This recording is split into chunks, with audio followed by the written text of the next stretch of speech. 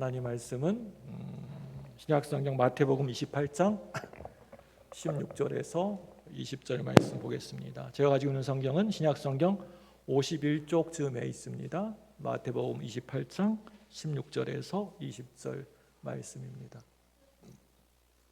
우리 같이 찾으셨으면 한 절씩 교독하겠습니다. 제가 16절 먼저 읽겠습니다.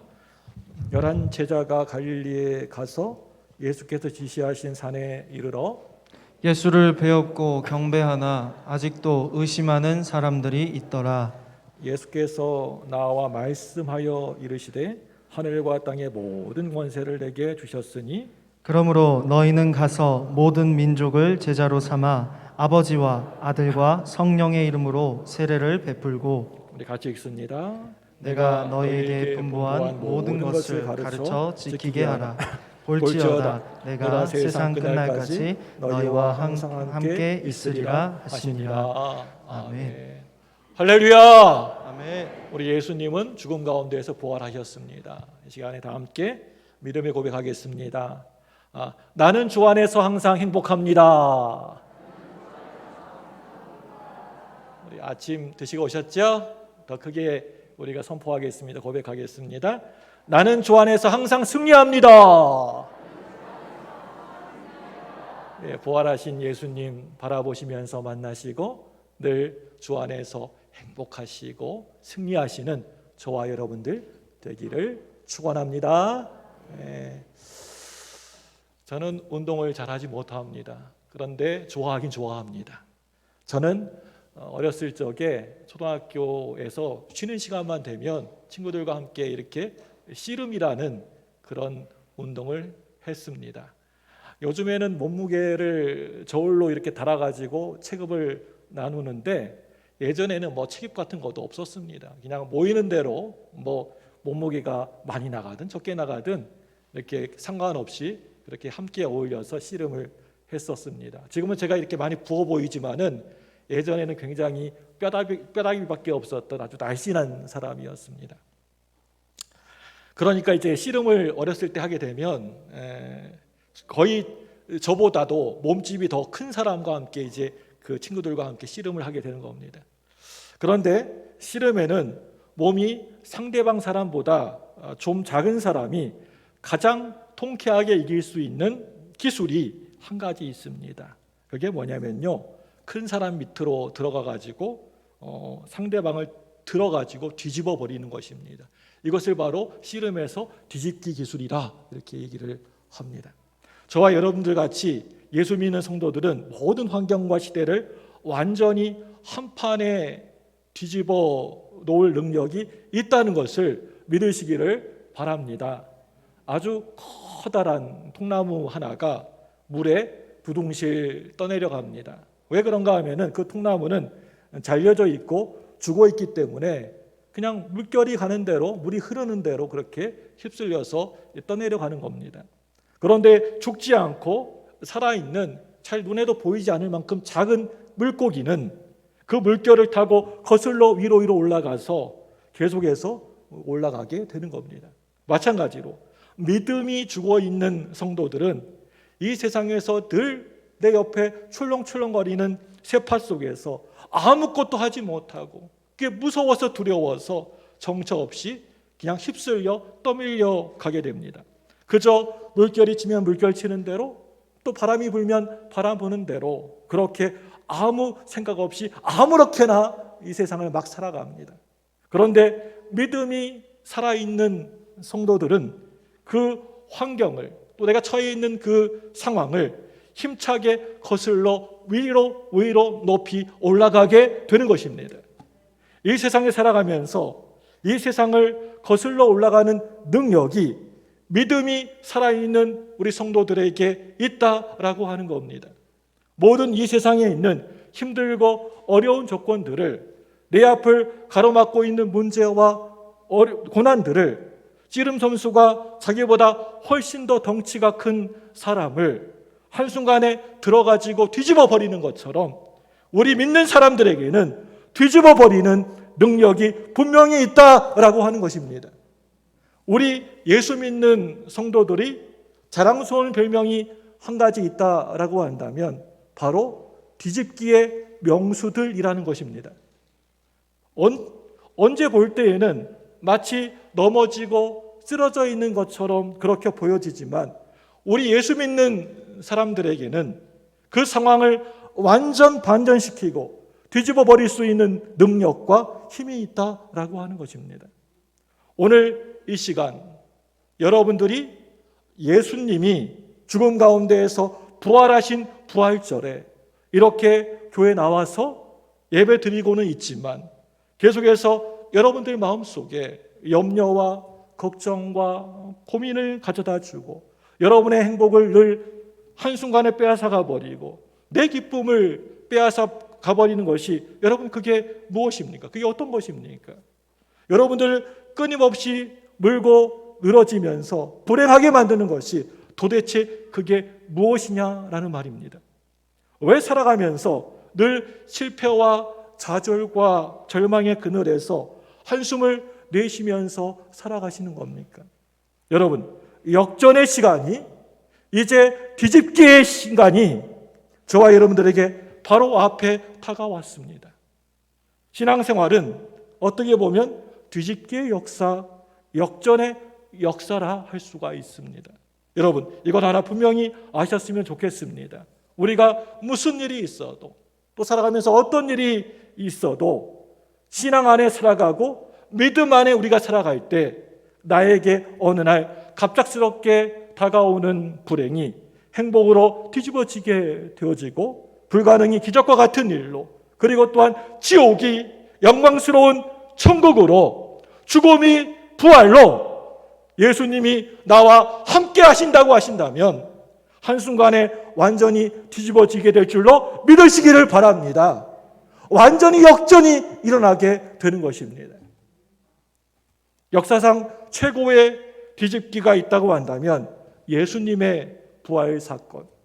예수님이 십자가에 달려 분명히 죽으셨는데 그 죽음을 이기시고 다시 살아나신 부활 사건인 줄로 믿습니다. 사랑하는 여러분들, 여러분들은 그동안 살아가시면서 많은 실패를 당하며 살아가셨습니까? 얼마나 여러분 많이 실패하셨습니까? 여러분들 마음속에 이런저런 남들이 잘 알지 못하는 많은 상처들이 내 속에 있습니까? 얼마나 많은 실패와 상처가 있습니까? 우리 예수님이 오늘 이 시간 여러분들을 바로 나를 너무나 아끼시고 사랑하셔서 저와 여러분들을 죄 가운데에서 구원해 주시기 위하여서 굳게 닫혀있던 무덤의 문을 활짝 여시고 죽음 가운데에서 부활하셨다는 겁니다. 이 얼마나 감격스럽고 감사한 일입니까? 그렇기 때문에 저와 여러분들도 그 언젠가는 반드시 부활할 줄로 믿습니다. 예수 믿지 않은 사람들은 사람이 이제 죽게 되면 뭐라고 얘기합니까? 그냥 그것으로 끝이다. 이제 다 끝나버렸다 라고 그렇게 얘기합니다. 그런데 그렇지가 않다는 겁니다. 우리는 반드시 영생의 부활을 한다는 것입니다. 저 천국에서 영원히 산다는 것입니다. 저와 여러분들에게 이러한 흔들리지 않는 그런 부활의 믿음이 있으시기를 바랍니다. 우리에게는 부활의 감격이 분명히 있다라고 하는 것입니다. 다 뒤집어질 날이 있다라고 하는 겁니다. 지금까지의 모든 것들이 다 뒤집어 버리는 합력하여서 선을 이루는 역전의 그 능력이 뒤집어지는 역사가 있다라고 하는 것입니다. 실패를 뒤집어서 승리로 바꾸고 상처를 뒤집어서 축복으로 살아가는 사람들이 그런 사람이 바로 우리 예수 믿는 성도들, 바로 우리 그리스도인인 줄로 믿습니다. 다른 말로 역전의 승리를 경험한 사람들이 우리 예수 믿는 성도들, 그리스도인이라고 하는 겁니다. 지금 우리가 볼 때에는 전혀 그렇게 보이지가 않지요. 아무리 나의 모습을 돌아보고 봐도 전혀 그런 모습이 없어 보이는 것 같습니다. 전혀 상상이 되지 않지요. 예수님이 십자가에 달리셔서 물과 피를 아낌없이 송두리째 다 쏟으시고 십자가에 달려 죽으시고 무덤 속에 계셨던 그 사흘 동안에 예수님이 돌아가셨어. 다 끝나버렸어. 글러먹었어. 모든 게 다 안 돼. 끝났어. 라고 하는 너무나도 슬프고 안타까운 소식이 온 예루살렘 지역과 갈릴리 지역에 파다하게 퍼졌습니다. 그런데 그 당시에 빈 무덤을 발견한 여인들과 제자들의 입을 통해서 예수님이 죽음 가운데에서 완전히 역전승하셨다라고 하는 복되고 기쁜 소식이 전파되면서 역전의 뒤집기에 새아침이 밝아오고 있었습니다. 예수님이 완전히 졌다. 예수님 이제 더 이상 희망이 없다. 끝나버렸다라고 하는 것이 아니라 예수님이 죽음과 음부의 권세에서 역전승을 하셨다. 뒤집어 버리셨다라고 하는 멋지고 희망찬 소식을 듣게 되었습니다. 이날 아침에 제일 먼저 여인들이 예수님의 무덤에 찾아왔습니다. 그런데 예수님의 무덤을 가만히 살펴보니까 그 안이 이미 그 안이 비어져 있습니다. 빈 무덤이었습니다. 예수님은 이미 부활하셨습니다. 이러한 엄청난 사실을 전혀 알 수 없었던 여인들은 예수님의 시체가 누가 훔쳐간 줄 알고 없어진 줄 알고 시체에 바르기 위해서 가지고 왔던 향유를 무릎 앞에 놓고 절망과 낙심과 어둠과 슬픔에 깊이 빠져 있었습니다. 여러분, 가만히 보게 되면 늘 언제나 그런 것 같습니다. 경기는 이미 승리로 끝이 났는데 한편에서는 벌써 우리가 이겼다라고 환호성을 지르면서 승리의 축제를 벌이고 있는데 늘 언제나 패배의 실패의 그늘 가운데에서 슬피 울고만 있는 사람들이 있다라고 하는 것입니다. 이럴 때 어떤 한 사람이 막달라 마리아 옆에 서 있는 겁니다. 마리아가 깜짝 놀라가지고 이렇게 외쳤습니다. 예수님의 시신을 혹시 못 보셨습니까? 당신이 다른 곳으로 다른 데로 옮긴 것이 아닙니까? 온몸이 번쩍번쩍 광채가 나는 사람이 말합니다. 예수님 말씀을 그대로 여러분들에게 전해드립니다. 예수님은 여러분 모두에게 갈릴리로 오라고 하셨습니다. 예수님은 이제 더 이상 무덤에 계시지 않습니다. 예수님은 살아나셨습니다. 예수님은 갈릴리로 먼저 가 있을 테니까 거기에서 우리 다시 만나자라고 얘기하셨습니다. 그 말을 듣고 깜짝 놀란 여인들이 정신없이 예루살렘으로 달려갑니다. 그리고는 이곳저곳에 숨어있는 제자들을 찾아내어서 자신들이 분명히 들은 그 천사의 소리를 그대로 제자들에게 전해줍니다. 뭐냐고 했냐면 예수님이 부활하셨습니다. 그리고 갈릴리에서 예수님이 다시 꼭 만나자고 얘기하셨습니다. 우리 다 같이 갈릴리에서 만나자. 우리 다 같이 갈릴리에서 만나자. 이 말씀은 이때 처음 말씀한 것이 처음으로 얘기한 것이 아니라 이미 예수님이 원수들에게 잡히시기 전까지도 수도 없이 많이 제자들에게 반복적으로 이 얘기를 약속하셨던 말씀이었습니다. 우리 마태복음 26장 32절 말씀입니다. 다 같이 화면을 보고 같이 읽을까요? 마태복음 26장 32절입니다.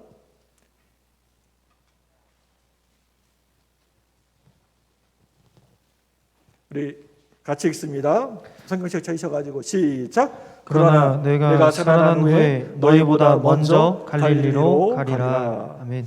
여기에서 갈릴리라고 하는 말이 나오는데 이 장소가 이곳은 어떤 곳입니까? 먼저 이 갈릴리가 어떤 곳인지 우리가 살펴볼 필요가 있다고 생각합니다. 우리 이스라엘 지도 혹시 띄워줄 수 있으면 이스라엘 지도 부탁합니다. 네, 보이십니까? 이스라엘 지도는 삼각형을 거꾸로 뒤집어 놓는 그러한 지도의 모습입니다. 갈릴리가 어디쯤일까요? 위쪽에 보면 호수 같은 게 보입니다. 그러니까 갈릴리 바다인데 그 주변에 있는 곳을 갈릴리 지역이라고 했습니다. 자세히 보시면 가버나움도 보이시고 가나도 보이고 또 오른편에는 베세다 또 디베랴라고 하는 곳도 보이고 여러 곳이 보입니다. 저 지역을 다 이제 우리가 갈릴리 지역이라고 얘기를 합니다. 예. 이 갈릴리는 이스라엘 북쪽에 있는 참으로 아름다운 지방입니다. 이 갈릴리 지역은 온통 예수님의 발자취로 가득합니다.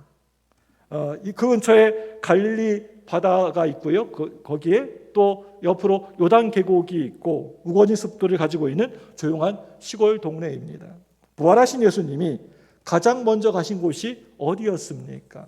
무슨 예루살렘 지역이나 어떤 화려하고 유명한 곳으로 가신 것이 아니라 다른 것도 아니고 바로 저 갈릴리 바다 근처 그 지역에 있는 바로 갈릴리, 바로 그곳이었다는 겁니다.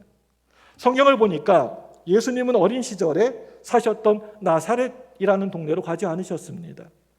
땀이 피가 날 정도로 정말 그렇게 피땀을 흘려가면서 진짜 열심히 간절히 기도했던 겟세마네 동산으로 가신 것도 아니셨습니다. 멋지고 화려한 으리번땅한 도시로 가신 것도 아니었습니다. 그런데 여러분, 왜 부활하신, 죽음 가운데에서 다시 살아나신 부활하신 예수님은 가장 먼저 이 갈릴리로 가시면서 우리 다시 갈릴리에서 만나자라고 그렇게 말씀을 하셨을까요? 왜 하필이면 다른 지역도 굉장히 많은데 하필이면 갈릴리에서 만나자고 말씀하셨을까요? 예수님이 로마를 정복하시면 자신들이 다 한 자리씩, 높은 자리에 한 자리씩 앉게 될 것이라고 그렇게 기대했었던 제자들의 소망은 예수님이 십자가에 달리시고 십자가의 그 죽음으로 산산조각이 나버리고 말았습니다. 3년 반 동안이나 그렇게 따라다녔던 고생은 이제 아무 의미가 없게 되었습니다.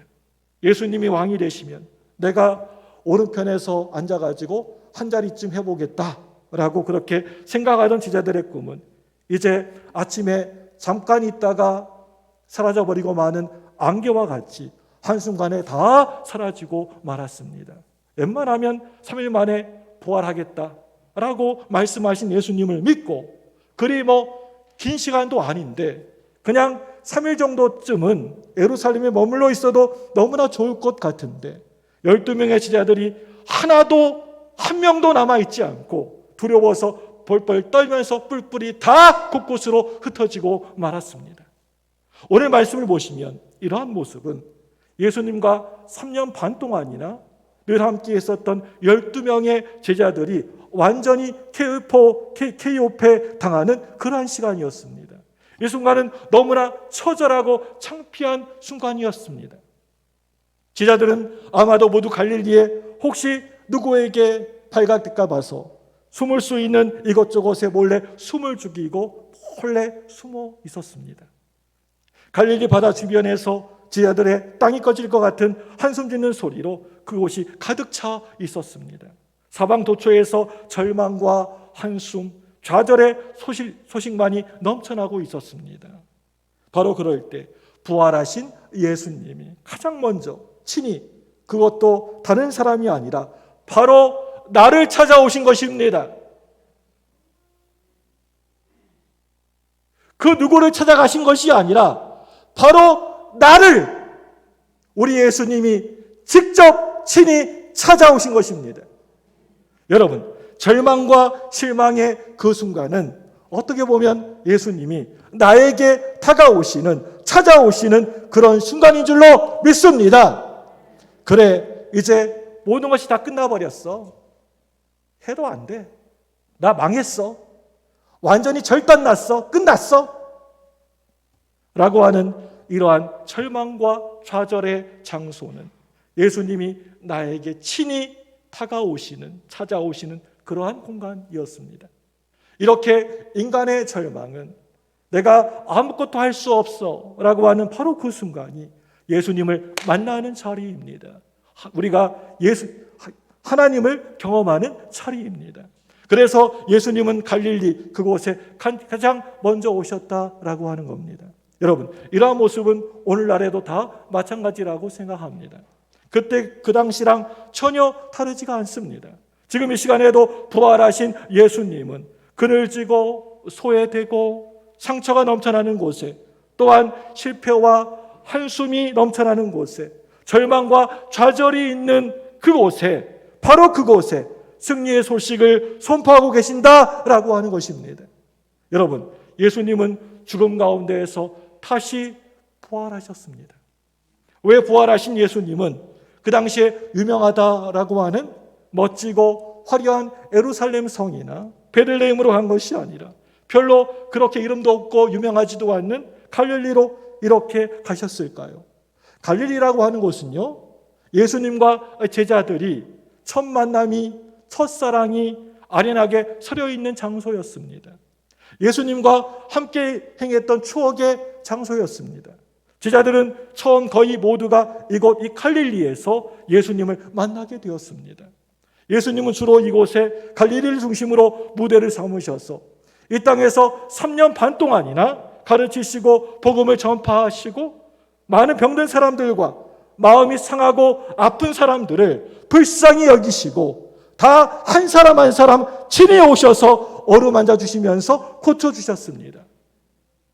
바로 이 장소에서 백부장의 신하의 죽을 병을 깨끗하게 고쳐주셨고 갈릴리 언덕 위에 올라가셔서 너무나 귀하고 좋고 행복한 말씀을 제자들에게 들려주셨던 것을 보게 됩니다. 그리고 어느 날 밤이 다 새도록 그물을 던지고 또 그물을 또 던지고 계속해서 던져보았지만 멸치 새끼 같은 작은 물고기 한 마리도 잡지 못하고 텅 비어있는 빈 그물을 이끌고 텅 비어있는 빈 배를 이끌고 마음속에 낙심과 실망과 절망 중에 있었던 베드로에게 예수님이 친히 일부러 찾아가셔서 그물이 찢어질 정도로 물고기를 잡게 해주신 곳이 바로 이 갈릴리라는 곳이었습니다. 예수님이 이곳 그 갈릴리 바다에서 겉세 풍랑 위를 걸으셨습니다. 그리고 또한 갈릴리 주변에 바다 주변에서 보리떡 5개와 물고기 2마리로 남자 어른만 5,000명이나 넘는 수많은 사람들을 배불리 먹게 하셨습니다.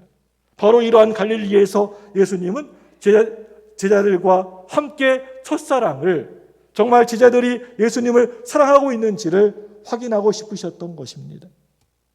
그곳에서 더 이상 이 세상에 곧 있으면 썩어지고 없어질 헛되고 헛된 욕망이 욕심이 아니라 이제는 부활의 능력으로 하늘의 소망을 가지고 천국의 기대를 가지고 새로운 출발을 하기를 바라시고 원하셨던 것입니다. 여러분, 갈릴리, 그곳은 어떤 단순한 장소의 의미가 아니라 나의 첫사랑을 다시 한번 회복하는 장소입니다. 내가 살아가면서 내 믿음이 어느 순간 점점 떨어지고 약해져서 이제는 내 마음이 잘 보이지도 않지만 다시 한번 하나님을 바라보고 의지하면서 믿음의 새 출발을 하는 장소가 바로 이 갈릴리입니다. 잃어버렸던 나의 사명을 다시 한번 새롭게 회복하는 장소입니다. 이 갈릴리는 절망을 바꾸어서 이제는 희망으로 또 소망을 선포하는 장소입니다. 예수님의 제자들은 이러한 갈릴리에서 예수님을 만나게 되었고 예수님에게 사명을 다들 받았지만 예수님이 아무것도 못하시고 무기력하게 힘없이 십자가 위에서 그냥 돌아가시니까 뒤도 안 돌아보고 다들 각자의 처소로 각자의 곳으로 다 돌아가 버리고 말았습니다. 여러분들에게 이 시간 질문 하나 드리겠습니다. 이럴 때 우리는 어떻게 해야 될까요? 예수님이 십자가에 달려 돌아가실 때 우리는 믿는 사람으로서 어떻게 해야 되는 것입니까? 예수님이 십자가에 달리실 때 우리가 어떻게 반응을 해야 되는 것입니까?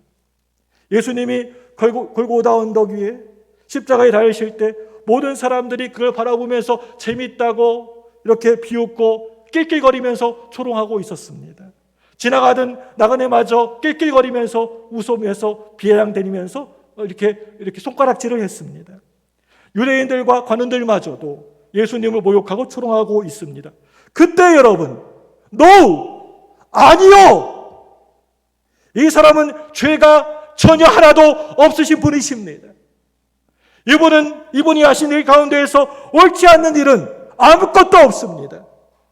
이분은 우리의 죄를 담당하실, 인간의 죄를 담당하실 구세주 주님이십니다 라고 고백해야 되는 것 아니겠습니까? 여러분, 입으로 예수님을 시인하고 고백한다라고 하는 것이 얼마나 놀라운 일인지 모릅니다. 너희들이 입으로 시인하여 구원에 이르느니라. 인생의 고난의 현장에서, 핍박의 현장에서 사람들 앞에서 네가 나를 시인하고 인정하면, 나를 믿는다고, 나를 따른다고 믿고 인정하면 하나님 앞에서 나도 너를 안다고 인정하고 시인할 것이다. 그러나 네가 눈치 봐가지고 손해볼 것 같아가지고, 어려움 당할 것 같아가지고, 부끄러움을 견딜 수가 없어서 세상 사람들 앞에서 네가 나를 모른다고, 알지 못한다고 부인하면, 인정하지 않으면 천군 천사들 앞에서, 하나님의 엄중한 훗날의 심판대 앞에서 나도 너를 모른다고, 알지 못한다고 부인하게 될 것이다. 나도 너를 인정할 수 없노라. 하나님이 이렇게 우리에게 말씀하신다는 것입니다. 그런데 제자들은 다시 자신들에게 찾아오신 그 부활의 주님을 만나고 나서 다시 새롭게 사명을 받게 되었고, 다시 주저앉았던 그 자리에서 벌떡 일어나게 되었습니다. 여러분, 부활하신 예수님이 갈릴리에서 제자들을 새롭게 만나주신 또 다른 이유가 있습니다. 이스라엘 지도를 우리가 보게 되면 맨 마지막 쪽에, 위쪽에는 갈릴리 바다가 있고 제일 끄트머리에는 보시면 좀 넓은 곳이 있지 않습니까? 퍼렇게 된 거 있지 않습니까? 아래쪽에. 저게 뭡니까? 저게 어디입니까? 바로 맨 남쪽 맨 끝에 사해바다라는 곳이 있습니다. 사해바다. 사해바다는 계속해서 들어가는 물만 있지 빠져나오는 물이, 다시 바다로 나오는 물이 없습니다. 그런데 오늘 갈릴리 바다는 흘러가는 물이 있고 또 오염되고 더러운 물이 빠져나오는 물도 있습니다. 갈릴리, 이곳은 은혜가 넘쳐나고 회개가 있고 용서와 사랑이 충만한 장소입니다. 오늘 말씀 갈릴리에서 만나자, 우리 다시 갈릴리에서 우리 함께 만나자라고 하는 이 말씀은 우리에게 회개하고 다시 한번 우리 새롭게 시작해 보자라고 하시는 우리 주님의 말씀인 줄로 믿습니다. 나에게 어떤 작고 큰 잘못이 있을 수가 있는 것이고, 또 어떤 허물과 부족함이 또 있을 수도 있습니다. 그런데 이젠 이것으로 족합니다. 충분합니다. 이제 매듭을 쳐야 됩니다. 끝을 우리가 맺어야 됩니다. 지금 이 모습 이대로는 사마리아나 예루살렘에서 예수님을 만날 수 있을지 모르겠지만, 이런 모습으로는, 또 이런 믿음의 우리의 모습, 현 모습으로는 오늘 이 갈릴리에서는 우리 예수님을 절대 결코 만날 수가 없다라고 하는 것입니다. 회개는 너무나 아름다운 것입니다. 복되고 귀한 것입니다. 회개는 용기가 있는 사람만이 할 수가 있는 것입니다. 용기가 없고 이 사람 저 사람 눈치나 바라보고 비겁한 사람은 절대 회개하고 싶어도 하지 못하고 가능하지도 않습니다. 비겁한 사람은 늘 자꾸만 자신의 문제에 대하여서 이렇다 저렇다라고 하면서 변명만 하려고 하고 핑계하려고만 하고 감추려고 숨기려고만 합니다. 이런 사람은 늘 언제나 죄인입니다. 어제도 죄인이었고 오늘도 죄인이고 또 나중도 미래도 죄인입니다. 그런데 자신의 죄에 대하여서, 자신의 그런 문제에 대하여서 회개하는 사람은 하나님으로부터 의인으로 인정받게 된다라고 하는 것을 믿으시길 바랍니다. 오늘 여러분 말씀을 보시면 우리를 주목하게 만드는 한 단어가 또 하나 나옵니다. 그게 뭡니까? 마태복음 28장 7절의 말씀입니다. 우리 화면 보고 같이 읽습니다. 우리 28장 7절 시작. 또 빨리 가서 그의 제자들에게 이르되 그가 죽은 자 가운데서 살아나셨고 너희보다 먼저 갈릴리로 가시나니 거기서 너희가 배우리라 하라. 보라 내가 너희에게 알렸느니라 하거늘. 아멘. 이 말씀 보시기 바랍니다. 뭐라고 하고 있습니까? 예수께서 너희보다 어디로 먼저 가셨다고요? 먼저 갈릴리로 가시나니. 먼저 갈릴리로 가시나니. 여러분, 여기에서 먼저라고 하는 단어, 이 단어에 여러분 주목해 보시기를 바랍니다. 우리는 여기에서 느그적 하시면서 내오라 세오라 하시면서 가시는 예수님의 그런 모습이 아니라 먼저 미리 가셔서 기다리고 계시는 예수님을 앞서가시는 예수님의 모습을 오늘 이 말씀 가운데에서 분명하게 발견할 수가 있습니다. 먼저 갈릴리로 가시니라. 먼저. 예수님은 성경을 가만히 보면 늘 우리보다 먼저 가 계시는 분이십니다. 우리보다 늦게 오시는 분이 아니고 나보다도 먼저 가서 기다리고 계시는 분이신 줄로 믿으시기 바랍니다. 진즉에 미리 가 계십니다. 성경을 보시면 예수님은 먼저 제자들의 발을 씻겨주셨고, 먼저 겸손한 종의 모습으로 섬겨주셨고, 나보다 먼저 고난 받으셨고, 결국에는 먼저 죽으셨고, 먼저 부활하셨습니다. 부활하신 예수님은 너희가 너희 죄를 잘못한 것들을 회개하면 너희가 지었던 모든 죄를 다 용서해 주시겠다라고 그렇게 결코 말씀하고 계시지 않습니다. 성경 어디를 봐도 내가 그런 말씀은 없습니다. 예수님은 모든 것을 다 용서해 놓으시고, 예수님을 모른다고, 알지 못한다고 부인을 하고, 심지어는 말로 다할 수 없는 저주까지 퍼부어 어떤 그런 제자들까지도 먼저 가서 찾아가신 것입니다. 너희들이 나에게 돌아오면, 너희들이 나를 잘 믿고 예수 잘 믿으면 그럴 때 내가 너희들을 진심으로 사랑해 주겠다 라고 하는 것이 절대 아닙니다. 이미 사랑하시기 때문에 먼저 갈릴리로 달려가셨던 것입니다. 갈릴리, 바로 그곳에 예수님이 이미 먼저 찾아와 계셨던 것입니다. 제자들은 갈릴리에서 너무나 소중한 교훈들을 늘 들었습니다. 정말 수많은 여러 기적들을 두 눈으로 똑똑히 목도했습니다. 우리 다시 갈릴리에서 만나자. 우리 갈릴리에서 다시 만나자. 오늘 이 말씀은 다시 한번 내가 예전에 그렇게 너희들에게 말했던 사명의 자리에 모이라 라고 하는 말씀입니다. 인간 구원의 본거지에서 제발 좀 우리 좀 만나자 라고 하시는 말씀입니다. 오늘날 우리 현대인들은 이런저런 일들 때문에 너무나 분주하고 너무나 세상 일 때문에 바쁘기 때문에 우리에게 귀하고 또 복되고 소중한 이 갈릴리를 그만 어느 순간에 나도 모르는 사이에 놓쳐버리고 잃어버리고 말았습니다. 까마득히 교회 문을 예배드리고 나아가면 세상 가운데 살 때 이 갈릴리를 다 망각해버리고 잊어버리고 우리는 일주일 동안 살아갑니다. 하루하루 살아가면서 부딪히게 되는 절망과 염려 때문에 무엇을 먹을까? 무엇을 입을까? 어떻게 살까? 이 험한 세상 어떻게 살아나갈까? 그런 염려와 그러한 걱정, 고민 때문에 이제 곧 있으면 썩어지고 없어질 이 땅에 있는 것들, 세상 것들 때문에 이 귀하고 의미 있는 갈릴리를, 예수님을 만나고 첫사랑을 경험했었던 이 갈릴리를 그만 잃어버리고 그렇게 살아가고 있습니다. 세상 일에 휩싸여서 내 사명의 그 갈릴리를 잃어버리고 만 것입니다. 여러분, 다시 한번 여러분들의 갈릴리를 다들 다시 한번 회복하시기를 바랍니다. 사랑하는 여러분들, 부활하신 예수님만이 세상의 유일한 희망입니다. 인류 역사 속에 절망의 순간마다, 인간이 감당할 수 없는 막다른 골목마다, 모든 사람들이 쓰러지고 넘어지고 피 흘릴 때마다 부활하신 예수님은 온 인류의 희망입니다.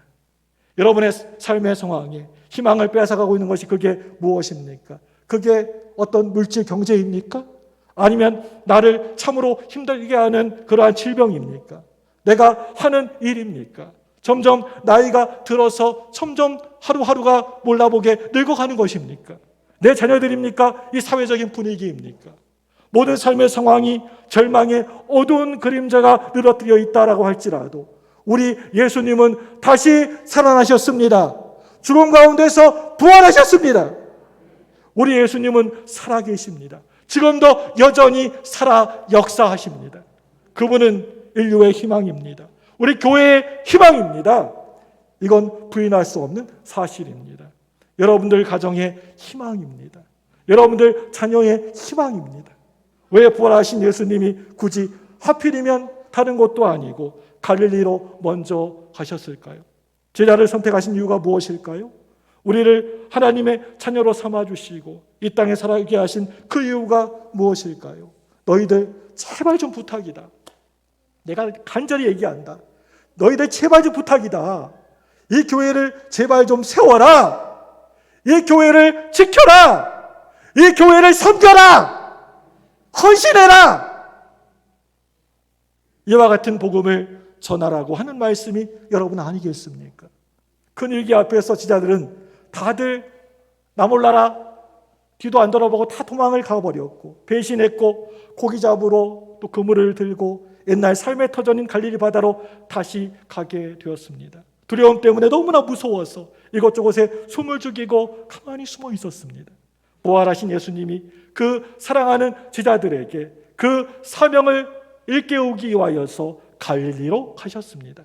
그래 세상 사람들이 낙심한다고 해서 너도 낙심할 존재가 아니야. 모든 사람들이 다들 걱정과 근심에 사로잡혀 있다고 해서 네가 더 큰 한숨을 늘어놔야 될 그런 하찮은 존재가 아니야. 언제나 위기 앞에서 어떤 문제가 내 앞을 가로막고 있을 때 막 뒤도 돌아보지 않고 도망가 버리려고 하는 사람이 있고 또 어떤 사람은 사명의 자리로 다시 돌아오는 사람이 있다는 것입니다. 굳게 믿었던 믿음은 식어지고 불이 꺼지는 사람이 있는가 하면은 그 반대로 어려움과 위기의 때마다 더욱더 믿음의 불이 커지는 사람이 있다라고 하는 것입니다. 꺼지지 않고 활활 타오르는 사람이 있습니다. 시련의 강풍에 휙 하고 날아가 버리는 쪽정이 같은 신앙이 있는 사람이 있는가 반면에 그 속이 꽉 찬 알곡처럼 그 자리를 끝까지 지키는 사람이 있다라고 하는 것입니다. 우리는 지난 2년 동안에 우리에게 닥친 예배의 위기는 우리 자신을 다시금 돌아보게 하는 것 같습니다. 아무도 모르지만 하나님은 다 알고 계시고 나 자신을 분명히 알고 계십니다. 저와 여러분 중에 특별히 기도의 죽정이들, 2년 반 동안의 기도의 죽정이들, 예배의 죽정이들, 봉헌의 헌금의 죽정이들이 있으시다면 내가 그동안 하나님이 정말 기뻐하시는 알곡이 아니었고 정말 쓸데없는 바람 조금 불면 훅 하고 날아가 버리는 쭉정이었구나 라고 하시면서 진심으로 하나님 앞에 나와 회개하셔야 됩니다. 깨달으시고 경성하셔야 됩니다. 여러분들이 쭉정이 짓을 하셨으면 당연히 쭉정이가 여러분 맞는 것입니다. 그런데 이때 내가 알고 보니까 너 알곡이었구나. 내 믿음이 아직도 꺼지지 않았구나. 내 기도와 예배가 아직 열정이 꺼지지 않았구나. 그래. 하나님이 분명히 내 안에 계셔. 우리 가정을 늘 지키고 계셔. 내 환경과 상황은 너무나 힘들고 어렵고 나아진 것이 없는데 내 믿음은 결코 조금도 식어지지가 않았다라고 하는 겁니다. 그러면 그 사람 알곡이 맞는 것입니다. 아무도 모르지만 하나님은 다 알고 계시고 자기 자신은 알고 있는 것입니다. 이 사명을 깨우치기 위하여서 부활하신 예수님이 오늘 이 갈릴리로 먼저 가 계셨던 것입니다. 나를 보고 참으로 이 위기의 시대에 코로나19 팬데믹 위기 상황 속에서 그래! 저분이 믿는 믿음은 진짜야! 찐이야! 저와 여러분들이 이걸 확실히 봐야 된다라고 하는 것입니다. 저렇게 힘들고 어려운데 싱글벙글 웃고 다니잖아. 모든 사람이 다들 큰일 났어 이러다가 다 죽게 생겼어 라고 하고 있는데 봐봐 저렇게 담당하고 자신감이 넘쳐나잖아. 저 사람은 도대체 뭐가 있길래 저렇게 당당하지? 저 품위 있고 위험이 있는 얼굴은 또 뭐야? 저 가정에 뭐가 숨어 있는 거야? 저 사람들을 붙들고 있는 믿음이 도대체 뭐야? 나를 보고 예수님이 부활하셨다라고 하는 것을 세상 사람들이 알아야 된다라고 하는 것입니다.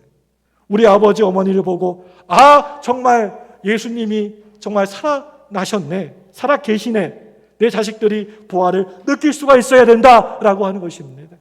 예수님 왜 그렇게 먼저 갈릴리로 가셨습니까? 왜 먼저 가 계셨습니까? 사랑하는 여러분들, 이 부활의 예수님을 이곳 갈릴리에서, 여러분의 가정의 갈릴리에서, 또한 여러분들의 일터의 삶의 터전의 갈릴리에서, 여러분들의 심령의 삶의 갈릴리에서 또 우리 교회의 갈릴리에서 지금도 여전히 살아계셔서 역사하시는 예수님을 만나시는 오늘 이 시간 되시기를 주님의 이름으로 간절히 축원합니다. 이 시간 여러분 두 손을 번쩍 드시고